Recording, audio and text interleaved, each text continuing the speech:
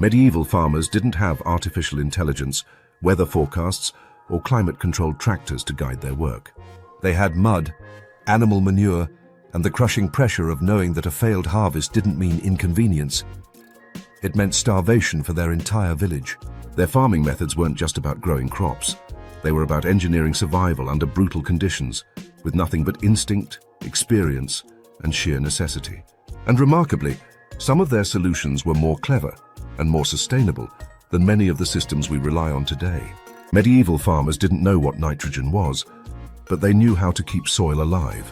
They managed to grow food in the same fields year after year without exhausting nutrients and without running out of time.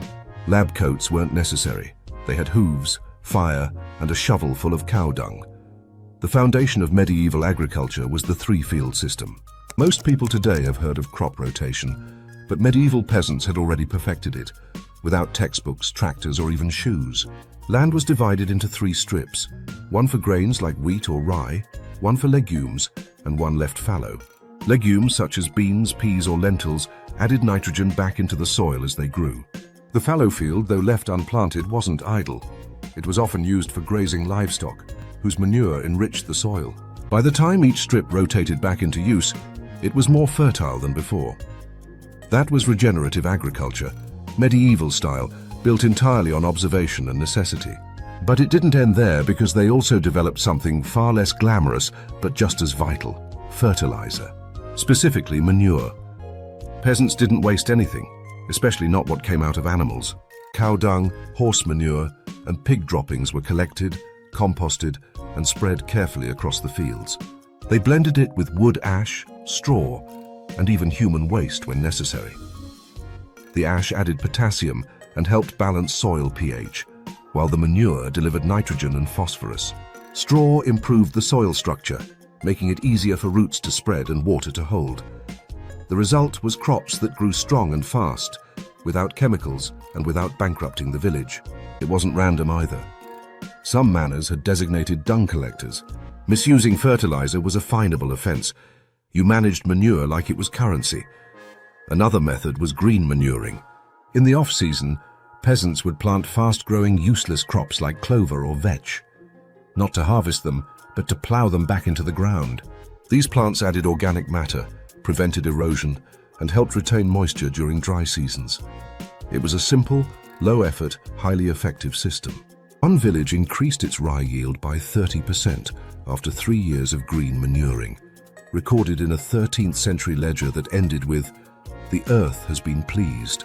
They also used a form of intercropping called field mixing. Instead of planting a single crop per field, they sometimes mixed grains and legumes side by side.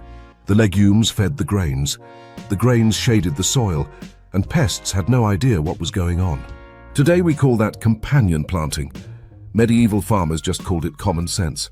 They didn't try to force the land, they worked with it. They matched crops to local soil. Clay meant barley, sandy soil meant rye, and boggy fields meant oats instead of wheat. Trying to grow the wrong thing was a waste of effort and risked starvation. To avoid that risk, peasants often planted backup crops around the field edges. Wild greens, herbs, and edible weeds like nettle or sorrel grew where tools and plows didn't reach. If the harvest failed, you could still forage your own fence line. It was the medieval version of an emergency pantry, long before shelves or supermarkets existed. And all of it, from soil care to crop rotation, was passed down by memory. No spreadsheets, no apps, just lived experience, sharpened by generations of hunger. Because if you mismanaged your soil in the Middle Ages, you didn't take a financial hit, you buried people. So they learned to respect the dirt like a temperamental old friend, one that would feed you if you listened, or starve you if you got lazy. They didn't call it sustainability, they just called it Tuesday. We tend to picture medieval farming as primitive, mud, sweat, and desperation. But when it came to water management, medieval farmers weren't just surviving, they were engineering. They didn't have pumps or plumbing. Instead, they used gravity, ditches, floodplains, and an extraordinary amount of patience. And somehow, it worked. Consistently and sustainably. One of the most impressive systems was the raised field method. In flood-prone areas like Ireland, the Netherlands, and parts of Wales, farmers built long ridges of earth several feet high. These ridges weren't random mounds, They were carefully constructed crop zones, separated by drainage trenches that carried away excess water. During rainy seasons, the trenches prevented crops from drowning. In drier periods, they held moisture and slowly returned it to the soil.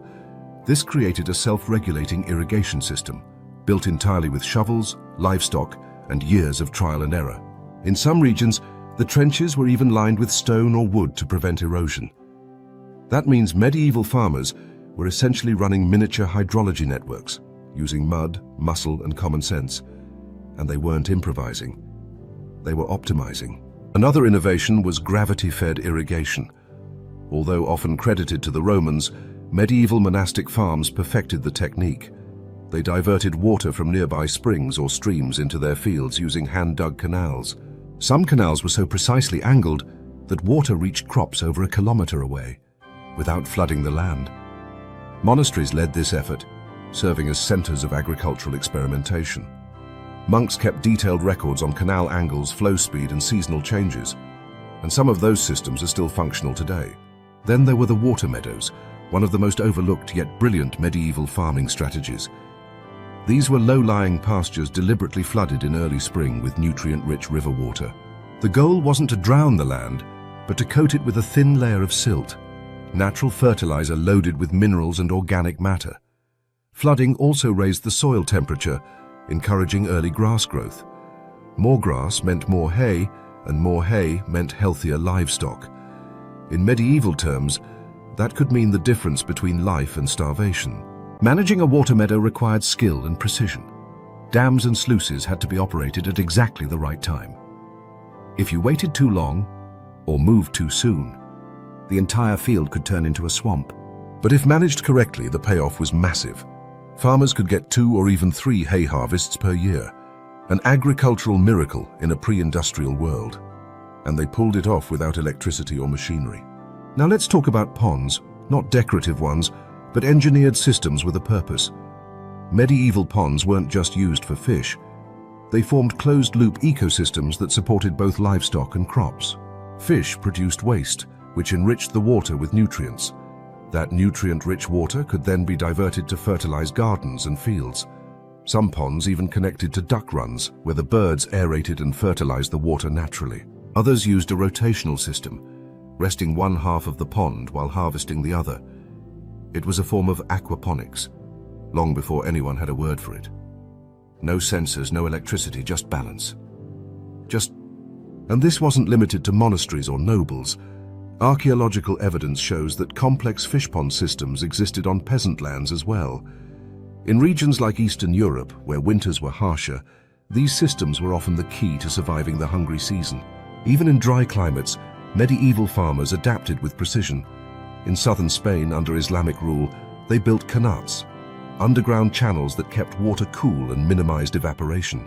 In parts of the Balkans, rainwater was collected in underground cisterns beneath homes and courtyards, providing clean water deep into summer. One of the most elegant examples comes from Citeaux Abbey in France. Built in the 12th century, the monastery featured a hydraulic network of ponds, channels, and mills. This system powered everything from grain production to metalwork, all without electricity. The monks didn't just feed themselves. They ran a regional economy based entirely on flowing water, and they did it with nothing more than stone, wood, and memory. Now ask yourself, how many modern farms could function without electric pumps? Medieval farmers had no such luxury. They planned for that. Their water systems weren't flashy. They didn't make headlines, but they were resilient, self-sustaining, and built to work with nature, not against it. They captured rain. They redirected rivers. They timed seasonal floods like chess masters planning 4 moves ahead. And all of it was done by hand, guided by experience and the unshakable will to make land and water obey. So the next time someone dismisses medieval farming as basic or unsophisticated, remind them of this. Peasants were running multi-acre irrigation networks using ditches, mud, and mathematics, while we still argue over garden hose pressure. Most people today think livestock just stand around until it's time to eat or be eaten. In modern farming, animals consume, rest, and eventually become a product. But in medieval farming, they were part of a living machine. Animals weren't background extras. They were functional workers, fertilizing fields, pulling plows, destroying pests, and distributing nutrients with every step they took. If your land needed to produce, your livestock needed to perform. Let's start with manure, the most valuable substance nobody wanted to touch. In the Middle Ages, animals were more than food. They were tools in a closed-loop system. Their waste wasn't discarded, it was planned for. After harvest, livestock were moved through fallow fields to eat stubble, trample weeds, and deposit nutrients exactly where next season's crops would grow. This wasn't accidental. It was timed, mapped, and managed. In some areas, yields rose by over 30% just from targeted grazing. Manners used rotation maps to move pigs, geese, and cattle like living fertilizer trucks. Their hooves turned the earth, their droppings fed it, and the land responded. Faster growth, stronger crops, healthier soil. Draft animals were the muscle behind it all. Oxen were the go-to for flat, heavy fields, slow, strong, and endlessly patient. They could drag a plow through wet clay like it was soft butter, powered only by hay. On narrow or hilly terrain, farmers turned to mules or donkeys. They were lighter, more agile, and needed less food, perfect for terraced rows or uneven ground. They weren't flashy, but they got the job done where larger animals couldn't. Horses were rarer and reserved for the wealthy. They required oats, a high-value grain, and constant upkeep. Most farms couldn't afford them, and frankly didn't need to. Then there were pigs, rough, smart, and wildly efficient. They foraged in forests for roots, mushrooms, and acorns, but they also tilled soil with their snouts. Each step they took broke up compacted dirt and fertilized it at the same time. This wasn't chaos, it was pannage, a legal system of woodland grazing, so valuable that land rights were measured by how many pigs it could support. In many villages, pigs were raised communally. One family housed it, another fed it. Others provided scraps. The meat was shared, but the labor they gave, that fed everyone. Chickens were never idle either. They roamed barns and gardens, eating worms, beetles, and any spilled grain before it could rot. Their constant scratching aerated compost piles, and their droppings enriched nearby soil. They were strategically placed throughout the farm, near bread ovens for warmth in winter, in orchards for pest control, and sometimes in granaries, acting as feathery alarms against mice and strangers. Geese trimmed low vegetation along paths. Ducks patrolled water channels, rice beds and puddles, eating larvae and slugs that threatened crops. They weren't decoration, they were mobile pest control units. All of this was managed, not improvised. Animal movement was tracked just like crop rotation. Dung heaps were monitored, pens were relocated, and timing was everything. Larger estates even had roles like dung masters or herdsmen. Their job was to track when animals grazed, where waste was left, and how that would affect soil fertility. They didn't need soil chemistry. They had memory, observation, and a sharp eye for results. They weren't just surviving off the land, they were building it, step by step, season by season. With each rotation, each pile of dung and each hoofprint in the soil, they helped create systems that fed more than just stomachs. They sustained entire communities by keeping the land alive. They tilled fields without machines, fertilized without chemicals, and guarded food stores with beaks and instinct. And in the end, when their work was done, they returned to the cycle, not as waste, but as sustenance. Even their final contribution had purpose. Nothing was wasted. Nothing happened by chance. Every animal, every motion, every system had a reason, tied together by memory, ritual, and necessity. It wasn't just survival, it was a living contract between humans and land. Today's food system is filled with buzzwords: superfoods, heirloom seeds, mineral supplements. But medieval farmers didn't care about any of that. They didn't farm for optimization or trend. They farmed to avoid starvation, and every crop choice had one goal: make it through the next winter. Their agriculture was built on hard conditions, not curated aesthetics. And the plants they chose were often far more resilient and versatile than many modern crops designed for yield. It wasn't about what looked good in a garden. It was about what survived in poor soil, cold winds, and unpredictable seasons. Wheat was rarely an option for commoners. That was a grain for nobility, grown on good land with the luxury of failure. Instead, peasants relied on grains that could survive abuse. Rye performed well in sandy, acidic soils and handled frost without hesitation.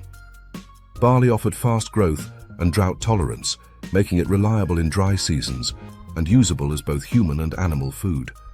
Oats thrived in wetter climates and served as porridge, flatbread, or dependable fodder. Ancient grains like spelt and emmer provided a sturdy alternative with dense nutrition. Though harder to process, they held up when other crops failed, and were often the difference between survival and famine.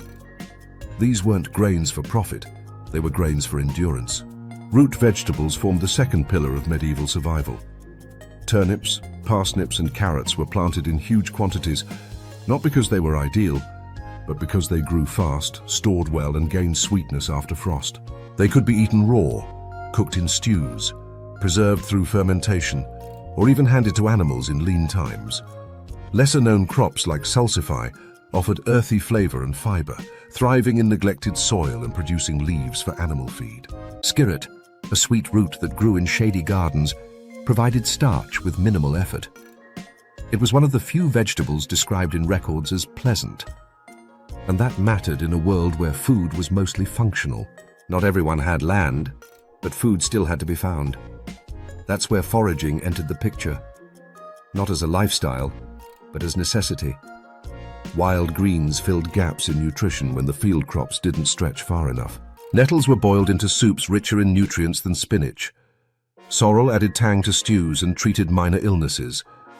Perennial greens like Good King Henry grew near homes and acted as the vegetable of last resort. Chickweed, dandelion, and plantain added diversity to meals without needing to be planted. These weren't trendy ingredients. They were fallback systems built into the landscape. Medieval diets may have been simple, but they were often more biologically diverse than many modern menus. The smartest part wasn't just what they grew, but how they grew it. Intercropping, the practice of planting multiple crops in the same space, was common. And it wasn't for aesthetics, it was insurance. Barley and beans shared a field because one grew tall while the other enriched the soil. Cabbage was tucked between onions to shade weeds and confuse pests. Carrots were planted after legumes, using the loosened, nitrogen-rich soil to their advantage. If one crop failed, another picked up the slack. When they both succeeded, food reserves grew. And because their roots reached different soil depths, they didn't compete for nutrients. Strip farming took this idea further. By alternating rows of crops across long bands of land, farmers controlled erosion, balanced nutrients, and slowed the spread of disease. It created diversity in both soil chemistry and harvest outcome. When crops did fail, which was always a possibility, medieval farmers had backups. Field peas stored well, cooked fast, and added essential protein. Fava beans helped restore soil and kept bellies full during rough seasons. Flax served double duty, offering edible seeds and linen fiber. Hemp grew quickly, choked out weeds, and provided seeds, rope, and cloth. Garlic and leeks were used for flavor, preservation, and medicine alike. Herbs were part of the plan too, not for decoration, but survival. Sage supported digestion, thyme prevented food from spoiling, and yarrow helped stop bleeding. Chamomile calmed stomachs and restless children, making it as important as bread. Most of these herbs served dual functions, improving both taste and longevity of meals. They were essential tools in every household, cultivated as carefully as any grain. Without them, food didn't just taste worse. It spoiled faster and healed nothing. The brilliance of medieval farming peaked with regional adaptation. Farmers didn't try to force crops into soil that didn't want them. They matched plant to place, because failure meant hunger. Millet grew in dry regions where other crops failed. Buckwheat thrived in acidic ground. Oats held the colder north while lentils prospered in dry Mediterranean valleys. Root crops settled into clay-heavy lowlands. Leafy greens hugged the edges of woods and buildings where they caught dappled light. Everything was placed by instinct, tradition, and necessity. There were no backup shipments and no second chances. If your turnips died, so did your winter plan. That's why medieval farming wasn't about maximizing yield. It was about not dying in February. And the most remarkable thing? Without apps, satellites, spreadsheets, or predictive algorithms, they still managed to build systems that worked. Because they had to. and because failure was not an option they could afford. We often imagine farming as a solitary pursuit, one farmer, one field, one machine. But in the Middle Ages, agriculture was never an individual task. Farming was fundamentally collective because survival demanded cooperation. Medieval agriculture worked not because of formal systems, but because communities functioned as tightly integrated units. Their systems were informal, unwritten, and driven by brutal necessity. The goal wasn't to turn a profit, it was to prevent everyone from starving. Tools were scarce, and materials like iron were expensive and difficult to replace. Most villages had only one or two usable plows, which were shared by dozens of families. This meant everyone had to coordinate ploughing schedules, planting times, and rotating labor roles. One group would plough, while another followed behind with seed, and then they would switch tasks. Entire fields were prepared through collective manpower, not individual ownership. No household could manage the workload alone, but as a group they made it happen. This same structure carried through to harvest. When the grain was ready, the entire village mobilized, swinging scythes, bundling sheaves, and hauling them to communal barns. Missing the harvest window by even a few days could lead to disaster from rain or rot. Participation wasn't a matter of generosity or goodwill. It was a necessary investment in the community's survival, where everyone's contribution protected everyone else. Failure to help meant risking the food supply for all. Grain storage was also handled collectively, not privately. Villages used shared granaries or underground storage pits lined with ash, straw, or clay to preserve the harvest. These stores were watched over by designated stewards and were considered the property of the group. Taking grain without permission was viewed as a direct threat to the village. It wasn't just stealing food, it was risking someone else's winter. Protecting the granary meant protecting the future. Even something as basic as bread relied on community infrastructure. Many households couldn't afford their own ovens or fuel, so villages constructed communal bakehouses. Families would mix their dough at home, then take turns baking in shared ovens. Oven use was regulated, scheduled, and sometimes taxed, but it allowed everyone to access warm, baked food efficiently. It conserved firewood and ensured no heat was wasted. Thanks to this system, even the poorest families still had bread. Planning followed patterns, not printed calendars. Timing came from the moon, plant behavior, animal signs, and the observations of elders. People relied on the manor steward, the village priest, or family knowledge passed down through generations. Local sayings often shaped their decisions. If the ash buds before the oak, you're in for a soak, warned of heavy rains. If the frogs sing at dusk, the rain won't wait, signaled that planting needed to happen immediately. These phrases may sound like folklore today, but they were the product of centuries of pattern recognition. They were practical guides based on environmental cues, passed down orally and visually. It was farming by memory, not guesswork. When emergencies arose, response didn't come from outside. Villagers activated communal routines, hauling hay, building windbreaks, or covering crops at the first sign of frost. The goal was always to act fast, together, and with purpose. Spring floods triggered trench digging and crop relocation. If roots rotted, replanting followed within days. Speed determined how many would eat come winter. There was no government aid, no external safety net, and no margin for complacency. Communities became their own insurance systems, shaped by habit and hardened by experience. Even famine didn't catch them completely unprepared. Some estates maintained written protocols for food shortages, outlining when to ration grain, reduce working hours, or consolidate heated living spaces. Productive animals like dairy cows or egg-laying hens were prioritized. Energy was saved by shortening the workday, and families were merged to share firewood and food. When even those measures weren't enough, people turned to one another. Neighbors kept quiet watch on who was struggling and responded without ceremony. An extra loaf might appear on a doorstep, or a hot meal might be left without a word. Compassion was never treated as optional or sentimental. It was part of the survival structure, just as critical as the plow or the oven. Without it, the village would collapse long before the crops did. All of this happened without formal oversight, legal enforcement, or centralized authority. The rules were known, not written, and everyone understood their place within them. Because in the Middle Ages, no one survived by outcompeting the rest. Survival wasn't about individual success, It was about facing hardship as a unit and outlasting it together. And in that system, cooperation wasn't kindness, it was strategy. Medieval farmers didn't rely on spreadsheets or data models. Their decisions were guided by instinct, seasonal rituals, and the hard-earned memory of what happened when mistakes were made. Every choice was shaped by what could be risked and what couldn't. They didn't aim to maximize output or chase record yields. They planned to avoid hunger, to feed the people around them, and to survive one more winter with their soil and sanity intact. The goal was never growth.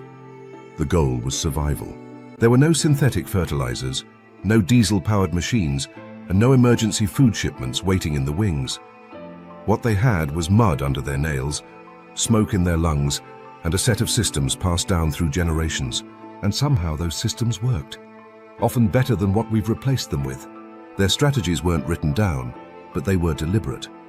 Through observation, repetition, and quiet adaptation, they built agricultural structures we're only just beginning to study with fresh eyes.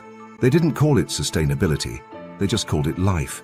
And maybe, when all the satellites, spreadsheets, and sensors fall quiet, we'll realize something uncomfortable. The real farming revolution may have already happened centuries ago. We just forgot about it when we paved it over. If this made you want to trade your smart garden for a medieval dung fork, hit subscribe. There's more brutal brilliance buried in history. And tell us in the comments, which medieval hack do you wish we still used? And which one would have absolutely broken you? Be honest, the sheep are watching.